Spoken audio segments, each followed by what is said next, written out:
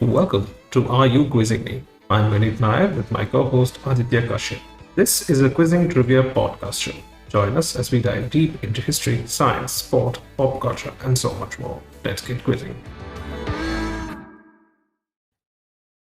And we're back. Welcome to episode number 31 of Are You Quizzing Me? Aditya and I are back for another round of non competitive yet confusing quizzing. So, at the beginning of the episode, let's start off with my question for the audience.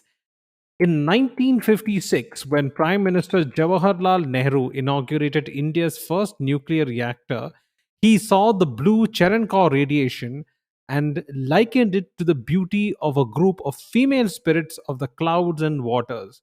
These beings are referred to as Feishan in Chinese and feature prominently in South Asian and Southeast Asian Hindu and Buddhist culture. Which mythological group of characters am I talking about? Let me repeat the question. In 1956, when Prime Minister Jawaharlal Nehru inaugurated India's first nuclear reactor built at BIRC, he saw the blue Cherenkov radiation and likened it to the beauty of a group of female spirits of the clouds and waters. These beings are referred to as Faishan in Chinese and feature prominently in South Asian and Southeast Asian Hindu and Buddhist culture. Which mythological group of characters am I talking about? We will reveal the answer at the end of the episode. So stay tuned to all the end, to the very end of this episode to hear the answer. And now, for the low point of every episode, where we listen to Aditya try to get us cancelled. You almost sound like you don't secretly enjoy it. I think there is a masochist part of you, Vineet, that really enjoys being put through this. Because let me remind you the fact that I was very happy doing this once and once only in our first episode and never doing it again. And you have insisted every time that continue it. So you do not get to complain. Our listeners might, but you don't. Okay. The last episode, the question I asked was 50 Cent, who chose his name as a metaphor for change, what name would he have chosen if he was Indian? And this would be a name that would not be considered classically Indian, but it makes a lot of sense. And do you know what the name is, Vineet? It is Annette. Have you heard of the name Annette? Yes, but But did you realize it also is 50 paisa because it is Anna, eight annas, which is 50 paisa. So oh, Annette sweet. would be Oh my 50 God. cents Indian name. Oh God. How are you still alive? How is it that nobody shot you in the middle of the street for this? Yeah, yeah. I also wonder sometimes. I do. And with that bombshell, to quote Jeremy Clarkson, let's move on to our round of quizzing today. Aditya, will you start us off? I shall do that honors. I shall do the honors. Okay. So I have done a version or a slightly similar set of questions earlier, and I'm going to do another one. The last time I did was I asked you what the movie was based off of its tagline. These were famous Hollywood films, and I gave you the taglines, and you were supposed to tell Yes, me I what the movie remember was. that well. Today, we're going to do the foreign titles of English movies. Okay. So very often they directly translate it, and it would be, say, in Japanese, the name would be exactly what it is in English, except just translated. But sometimes things are lost in translation, or they choose to go a different way, and that leads to some very fun titles. So let's start with some easy stuff first, okay? Reign of Falafel. Reign of Falafel. Yeah. Is this You Don't Mess with the Zohan? Oh no, no, no. No. Literally think of somebody trying to translate a movie but changing it slightly. So in Israel, this English movie or this American movie was called Reign of Falafel. Oh, wait. This is Cloudy with a Chance of Meatballs. Cloudy with a Chance of Meatballs is called Reign of Falafel in Israel. Okay. Okay, falafel, meatball. Okay, okay, nice, Yeah. nice. Okay. Uh, in in Argentina, the movie was called Vaseline. In Argentina, it was called Vaseline. Yeah. Is this, and I may get uh cancelled for this, but is this Brokeback Mountain? Oh no. Oh no, no, no, no, no, no, no. It was not. It think literally tried. It's not like it's making some subtle point or it's making some inside joke. It is trying to translate it, but just doing it in a quirky way. All of these movie names. So Vaseline. Vaseline is petroleum jelly. It's some kind of jelly, or Very close. Very close. Think John Travolta. it's grease. It's grease. Oh my god, grease becomes Vaseline. Ah, Yes. Argentina, what do Vaseline. you do? Why you do this? In Poland, this movie was called Electronic Murderer. Terminator, I'm guessing. Terminator, yes. In Italy, Electronic. yeah, in I'm Italy, sorry. this movie was called. In Italy, this movie was called "If You Leave Me, I Delete You." Wait, Fatal Attraction. No. No, this is. I love that you go into Fatal Attraction, but no, this is very much talking about the plot of the film. Oh my god, Eternal Sunshine of the Spotless Mind. seriously Yes, you're Spotless right. Mind. Yeah. That it's such a beautiful movie, and they named it If You Leave Me, I'll Delete You. Okay, let's do one more. He's a ghost. Ghost. No, this is a spoiler, so I don't know why China did this, but it's a Oh spoiler in the god, it's name. a sixth sense. It's a sixth sense. It is the Sixth Sense. Yes. Oh god. Another beautiful one from Israel. Love is in the sky. Up. No, this I don't even know why it went with this title, but yeah, love is in the sky. Love is in the sky. I have no clue with that one. Tom Cruise. Top Gun. Yes. Oh my god. Love is That in is the it. sky. They basically took the movie and took like what, 5-10% of the plot. Yeah. I have one last one, which is Okay. so easy, but it's hilarious. So this is again back to Italy, and this one is called Dawn of the Dead, idiots. Wait, this is the Cornetto trilogy one. This is, oh, what is it called? This is Simon Pegg's movie. I know, Shaun of the Dead, Shaun of the Dead, Shaun of the Dead. Shaun of the Dead. In Italian became Dawn of the Dead, idiots. Which frankly is actually a better title, Dawn of the Yeah. Dead Idiots. I love it. I absolutely love it. Wow, I'm thoroughly blown away by those. Unfortunately, my next question is going to be much of a downer because I have nothing remotely as entertaining as that. Okay, I'm going to ask you a question about printing. Okay. In printing terminology, what is also known as a shriek, a bang, a screamer, a slammer, or a gasper? So when you say printing technology, you're talking about like printing press. Yeah. What is also known as a shriek, a bang, screamer, slammer, or a gasper? Or if you're American, gasper. Is it an exclamation mark? You got that very quickly. Yes, it is an exclamation mark. Why do they use that these different terms for that? I'm not exactly sure the origin of these terms, but I'm guessing it has something to do with the fact that you put them after a shriek, a bang, a scream, slam, or a gasp.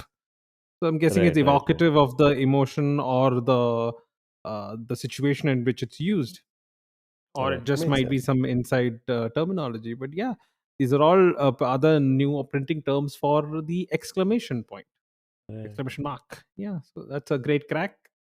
Lovely. It's no electronic murderer, but still It's tough to beat electronic murderer. electronic. Now, I'm going to ask you something to do with epidemics and pandemics that we have, unfortunately, as a species, become very familiar with. But let's Okay. not talk about COVID. Let's go back to 2009. I'm sure you remember Mhm. what was happening in 2009, beneath in the That was world of the pandemics. H1N1 swine flu pandemic. Swine flu pandemic. In the same year, something in pop culture commemorated this H1N1 pandemic. What do I speak of? That is very vague because I'm sure there were other things as well which commemorated the H1N1 pandemic. So let's be a bit more specific. What in the space of gaming commemorated? Oh, my first guess when you say gaming and when we say pandemic would be to go to Resident Evil. Good guess, but no. I'm not a big gamer. I will have to You work my have way around definitely this. heard of this game. I would be surprised if you have not also played it. Oh, okay. Is it like a mobile game or a proper console video PC game? Both, but it was initially on mobile. So then I would say it will be Angry Birds then, because you have pigs as the antagonists of that particular game series. Perfectly cracked. That is exactly what the answer is. So the game was first released on 11th December 2009 on iOS. And at the time, the 2009 swine flu epidemic was in the news. So the staff decided to use pigs as the enemies for the angry birds. And that's why those iconic pigs were used, because everybody was kind of mad at the pigs, which is not fair because it's not really the pigs' It's fault. not fair. But It's not fair. You shouldn't be mad at something so delicious. yeah, that's not what I was implying, but sure. Anybody who has had bacon can never be mad at a pig, at least not for long. Beneath your question. So, in the 1990s, Oleg Kuzovkov, I hope I'm pronouncing that right, it's a Russian name, was on holiday when he saw a little girl on the beach. The child was so genuine and open that she could easily walk up to a stranger and play chess with him or pick up his flippers and go swimming. However, after a few days, the vacationers began to hide from the girl. She was too active and intrusive. This was the inspiration behind which TV series, the most watched in its category in the world in 2021, and which has over 100 billion views across all videos on YouTube. Oh, you said YouTube. That changes things. Because you were saying Let, chess and what sounded like Russian names, and I was thinking Queen's Gambit, but perhaps not the no, no. answer then. No, surprisingly, you'll also find this show on Netflix. It's not just on YouTube, you can find it on Netflix. You can find it on, I think it's also available on Woot Kids. To be honest, again, I'm not sure if you may have heard of it, but I'm sure a lot of our listeners have, definitely. You have an unfair advantage, Vineet. You have a child. Yes, I know. And So I plan to use any kind of advantage I have. no, I will need a hint or clue. Okay, it's about the character is of a very young girl, and the other character is a retired circus bear. No, that does not strike a bell at all. No, I know, I know. I had a feeling when I was asking this question, this may be outside your wheelhouse, but it is one of the biggest shows in the world. So, if nothing else, you will get a TIL from this today. I always love those. If there is another clue, I'd love that. If not, tell me what the answer is. Okay, there is, I don't think I can give you a clue because I don't know if you've heard of it. Have you heard of the show called Masha and the Bear? Very vaguely, I don't even think I can picture what it looks like, but I have heard of the Yeah. name, yes. Yes. So Masha and the Bear is the number one preschool show worldwide. It is Wow. 36 times more in demand than the average show. And it puts it in the top 0.2% of all TV series across all platforms. That is insane. That is just bonkers. My son has already watched like 5 seasons of this back to back and is on third or fourth iteration of this. Hmm. I mean, like, he That just is keeps very watching the same. interesting. I like how the fact that children are such a captive audience and have very high rewatchability. Yes, I mean, he can watch the same episode like 15 times and be perfectly fine with it. And he'll keep laughing at it the same time again. I don't know what that says about his attention span, but he enjoys the heck out of it. Your turn. So, for my question, there is a religious order of Franciscan friar, which I think is how it's pronounced, FRIARS, within the Catholic Church. This order arose in 1525. They have a very specific garment that they wear, which everybody is familiar with, except not as a garment, but instead something that we consume. Or do I speak of, Vineet? So they have a garment which we are familiar with as the name of something which we consume. And by consume, I don't mean like entertainment that we consume with our eyes. I mean Yes. No, consume. no, I get it. I get it. I get it. So obviously you're talking about the monk's hood and robe or whatever. I mean, like for nuns they call it a habit. I'm not sure what they call it for monks. Um. Well, technically, it would be a habit even for monks, but there is something very Okay. specific about them. Franciscan monks, right? You said Yes. Franciscan friars. Yeah. Okay. I did not specify this, by the way, so let me clarify that again. The name Okay. of the consumable product actually comes from the name of the order. So, what they wear is what is Okay. directly related to the consumable product, but the name of the Okay. product comes from the name of the order. And the name of the order is the Order of Saint Francis of Assisi. I'm guessing when you say Franciscan. I did not give you the full name. I said it is a religious order of Franciscan friar. So, okay. Then I'm just asking you directly: is the order we are talking about the Order of Saint Francis of Assisi? No, it's not. Let me tell you what the name is, and I'll leave the relevant part as a blank. So it is Okay. Order of Frere Minor Dash. Order of Friar Minor something. No, yeah. You will have to give me some kind of clue. I'm not Okay, familiar so with this particular order. I said a consumable product. Let's be more specific. It is a drink. It is a type of drink. It's a type of beverage. It is Okay. something a lot of people have in the morning. Is it coffee?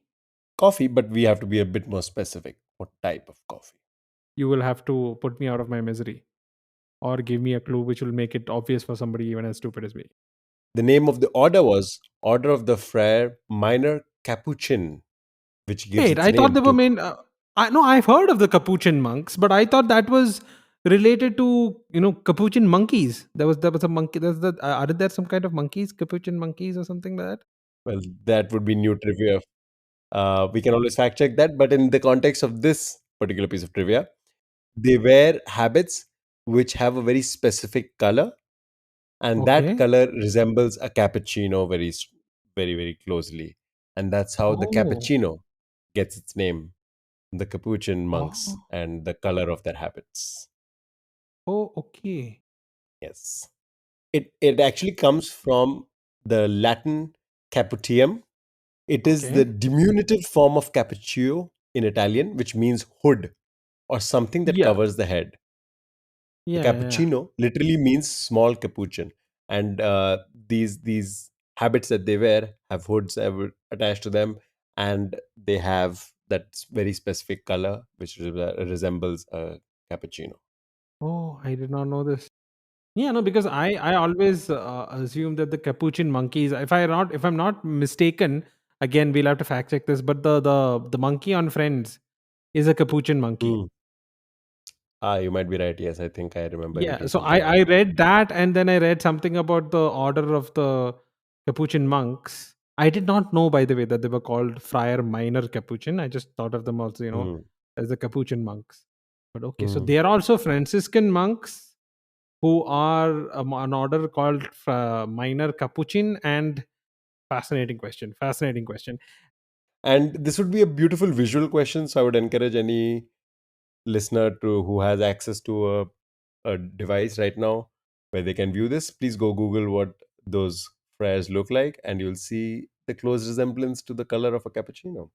Also, apologies for mispronouncing frere. Frere. I still don't know the I think entire it's question. Friar. I think it's Friar. I'll tell you why I think it's Friar, because I used to watch a lot of Robin Hood, uh, you know, That's yeah. cartoons and videos, and they always said Friar Tuck. I have always read Robin Hood, So the pronunciation was always up to me, and I still not sure how we pronounce it. Okay. No, that was a great question. That was a great question. This, I am fairly sure, is a question that you will knock out of the park very easily, very quickly. When Led Zeppelin landed at the Singapore airport for their concert, government officials did not let them get off the plane and the tour had to be cancelled. What was the reason? Long hair? Yes, it is. It was because of long hair. As I said, veteran of Singapore for many years, I knew you would crack this, but it's a lovely piece of trivia, and I just wanted to use this chance to get it across. Yes, so the Singapore government had introduced a law in the 1960s to prohibit males from growing long hair because they felt that it encouraged the hippie culture, which was not good for the development of the nation. So when Led Zeppelin, famously long haired, that particular band, when they landed in Singapore, the government refused to let them on because of their long hair. Aditya, curiously enough, is that law still in place? I would hope not. Otherwise, I have been doing a lot of illegal things in Singapore. I had long hair at one point, so that would have made me on the wrong side of the law. No, I believe I was part of a theater group in Singapore, and me and another friend of mine who I'm meeting very soon, the Greek geek friend that I've mentioned in the past as well. Ah, Both of us okay. had, both of us at the same time had long hair, and the Singaporean person in the theater group, he told us about this particular law and how I think his father once was questioned a little bit at the airport when he was coming back from somewhere because he had slightly longish hair. I was like, how do you even Oh. define long hair? Like, at what point does it become long hair? You No, can't I think really. given Singapore, they'll probably have a certain number of centimeters or I would not something be in the surprised. law. Yeah. Yeah. So yeah, that we would have been on the wrong side of the law if we were there a few decades earlier. So yeah, that is how I know this particular Do they law have this? was in Was place. it only for long hair, or do they have it for beards as well? Because a lot of hippies had a lot of long beards as well, right? Yeah, interesting. I would imagine that beards, though, to be fair, maybe beards or after a certain length, yes. But I'm also thinking they have also had a very significant Muslim population for a while, and Oh, religious okay. Muslims usually do grow out They do, yes. their They hair. when they Yeah, observe those certain customs, yeah, they do grow out yeah. long beard. And I'm not sure if the Singaporean Muslims do that as well, but yeah, I would imagine that there were some laws at some point. I wouldn't be surprised. So you cracked that as expected very quickly. So again, the baton. I'm passing the baton to you. Please ask your question. So Alfred was the sovereign duke of Saxe Coburg and Gotha from 1893 to 1900. He was the second son and fourth child of Queen Victoria and Prince Albert.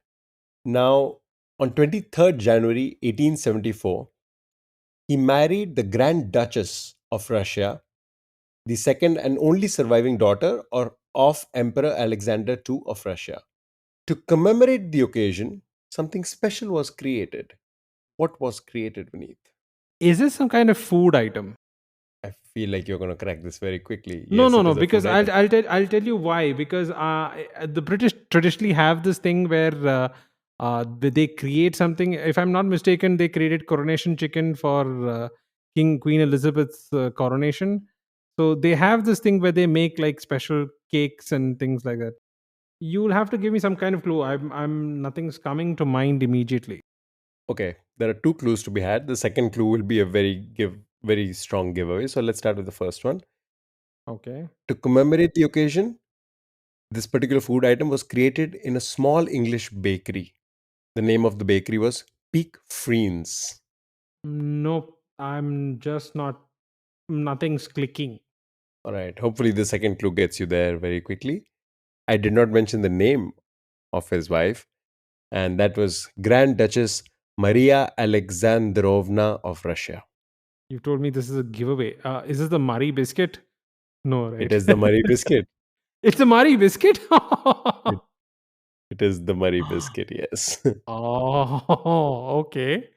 So the Murray biscuit was created by the London bakery Peak Friens in 1874 to commemorate the marriage of the Grand Duchess Maria Alexandrovna of Russia to the Duke of Edinburgh, Alfred. of the House of Saxe-Coburg-Gotha. And that's how we get our popular Murray biscuit. And they printed the name of the Grand Duchess on the biscuit as a mark of respect, and that's why you have and has the iconic name on it. Yes. I am going to link directly from that to another member of the House of Saxe-Coburg-Gotha. Okay. Simeon Saxe-Coburg-Gotha was born in Sofia in 1937 and became the ruler of his country at the age of 6 in 1943. He was the last reigning monarch of this country, as he was soon overthrown by a communist revolution in 1946, after which he lived in exile with his family until the 1990s, when he returned to his country. In an extremely interesting turn of events, in 2001, he contested and won parliamentary elections to become the democratically elected prime minister of his country for a full term between 2001 and 2005, thus becoming the first and only monarch of a country to get democratically elected to the top political government job. He he also belongs to a very exclusive club, that of people living today who were heads of state at the time of the Second World War. There are only two people in that club today. One is Mhm. obviously Simeon Saxe-Coburg-Gotha. Who's the other? And also tell me which country we are talking about. Which country is Simeon Saxe-Coburg-Gotha? It was in which country was he the prime minister and erstwhile monarch? Okay, so this is a two-parter. First question I have to answer is Simeon Saxe-Coburg-Gotha, the only person who has ever been a monarch and has also been elected to the highest office of the country, Democratically uh, elected, fairly. democratically elected, and is the only person to have ever achieved that. And you're asking me which country is that for? And the other question Yeah. is who is the other leader who was alive at the time of World War II? The Second World War, who was a head of state during the Sorry, Second World War and is still uh, alive today. head of state and still alive. Boy, that must be very old person. A head of state could still be a monarch or a commemorative position, right? Yes. Break it up. Try the country first, and then you can try for the other person. This is a very broad guess, but I would assume that the country is a European country. Yes, the country is a European country. Is it by any chance Denmark? No, not the Denmark still has a royal family, right? Oh, so they abolished that monarchy. Yes. So I'll just repeat those points again so that you clear. He was born in Sofia in 1937, became the ruler of his country at the age of 6 in 1943. He was the last Hmm. reigning monarch of the country as it was overthrown by a communist revolution in 1946. Okay. He lived in exile, came back in 1990s. And in the 1990s, he returned to the country. And in 2001, he contested and won elections to become the prime minister between 2001 and 2005. So, which country are we talking? So, it was having a communist government for some period of time. I'm not sure about this country's history, but because you said Sofia, I'm going to guess Bulgaria. It is Bulgaria. Okay. All right. All That right. was like a reverse red herring I kept in there. So that's Bulgaria. That's easily out of the way. But the more Okay. interesting part is he is, as I mentioned, a member of a very exclusive club, that of heads of state during World War II who are still alive today. So who's the only other person who was a head of state during World War II who is still alive today? By any chance, was the Emperor of Japan? No. Hirohito was dead. Yeah. Yeah. Fair enough. None of the major powers would fit the bill, or am I incorrect? Is it No, no, somebody you're who right. was You're a right. None of the major powers would fit the bill. Yes, but this is not uh, an unknown quantity. This person is not an unknown quantity. I guarantee you, a lot of people have heard of this person. You absolutely know this person. is it a democratically elected leader? Is it a monarch? No, not a democratically elected leader. Technically, you couldn't even call it an election of any kind of sort. So it's a monarch? Yeah, it is a kind of a monarchical position, at least, but it's a very weird way of selecting. At least the head of state the way the head of state is selected is quite strange and unpredictable. Predictable, but still very unpredictable. The first example that would fit that would be Vatican, but I know that the Pope is not alive. So The Pope is definitely not alive. Plus, he's also elected. true, Popes are true, but elected as a conclave, yeah, and yeah, yeah, fair enough, fair enough. yeah, Just by a very interesting group of people and not citizens of Vatican you are City. actually quite Anyways, close when you said the Vatican, but in the wrong direction. You are in the right, how do I put this, group of people when you say the Vatican, but wrong oh, continent, oh, Iran. Okay, I was thinking the Ayatollah, but because the he also kings, the Shahs were still in power during World War II. right. Yeah, the Ayatollah came only after the Iranian Revolution. Yes, so the Pahlavi dynasty was still ruling Iran at the time. Nope, I have no clue. Okay, this person has a long connection with India. No, it doesn't really help me. Okay, one more clue. This person is also a recipient of the Nobel Peace Prize Wait, this person was a head of state during World War II. during World War II. Still alive today, has a Nobel Peace Prize, and a very strong connection to India. Good God, that must be somebody I definitely would have heard of because that sounds like very Oh, yeah, interesting. I'm guaranteeing you know this person. No, but I'm very stuck right now. So please give me a hint or give me a clue or give me the answer then. I'm just going to tell you one word, and you will immediately tell me who the person is.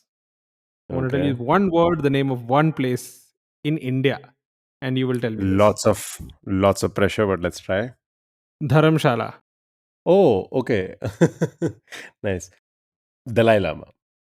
Yes, it is the Dalai Lama. The Dalai Okay. Lama was technically the head of state of Tibet. Even though he was very young Wow. at the time, he was the head of state of Tibet during World War II. When the Chinese invaded Tibet, he had to flee. And has been a refugee ever since then. But he is still alive today and was a head of state during World War II, making him and Simeon Saxe-Coburg-Gotha the only two living heads of state during World War II who are alive today. That is absolutely insane. And I know that he's old, but I didn't realize he's that old and that he became the Dalai Lama at such a young age. Wow. Okay. So that, I think, is the end of today's episode because we are all out of time for any more questions. So Aditya, what is your question for this week? Okay.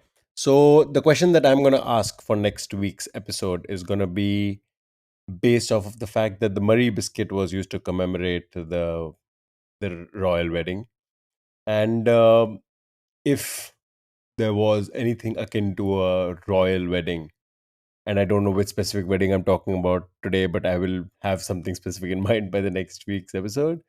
How would that be commemorated? So this is a question in progress that is going to be resolved by next week. Yes.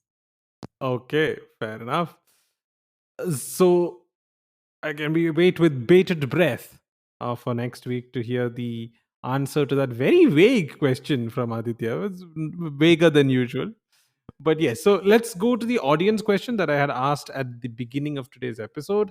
In 1956, when Prime Minister Jawaharlal Nehru inaugurated India's first nuclear reactor, he saw the blue Cherenkov radiation and likened it to the beauty of a group of female spirits of the clouds and waters. These beings are referred to as Feishan in Chinese and feature prominently in South Asian and Southeast Asian Hindu and Buddhist culture. Which mythological group of characters am I talking about? Forgive me if I have pronounced that wrong, which I'm fairly sure it's either Feichian or Feishan, but you get the idea. So, Aditya, as like you, dear audience, Aditya is also hearing this question for the first time during this episode. So, Aditya, do you have any answers or any ideas about what the answer could be? No, I am actually quite blank because I was thinking mermaid, but then you said it's Southeast and South Asian and Southeast Asian literature, which is not exactly mermaid territory. So, no, I don't know.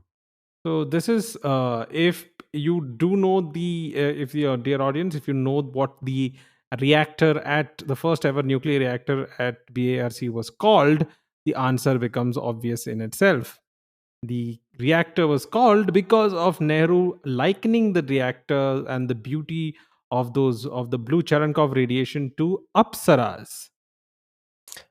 Oh, okay. So it's the Apsara Wonderful. reactor, and Apsaras are not unique to Hindu mythology. It's also seen in Buddhist mythology. There are forms of Apsaras even in Chinese mythology as well.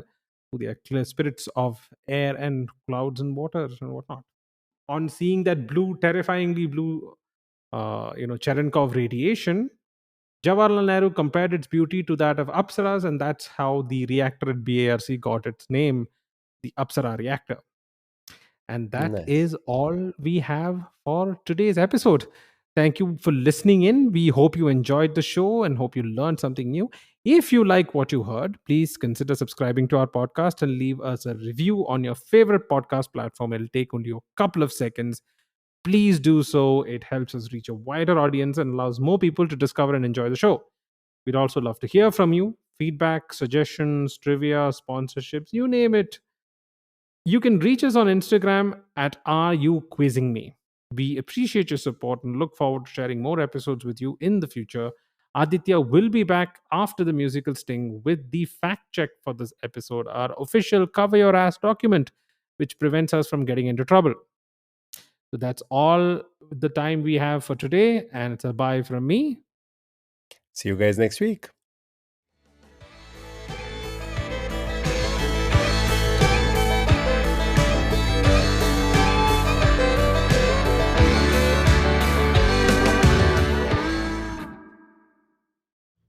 And here's the fact check for the episode. The capuchin monkeys were named after the order of friars Minor Capuchin because of the monkeys' physical resemblance to the monks' robes.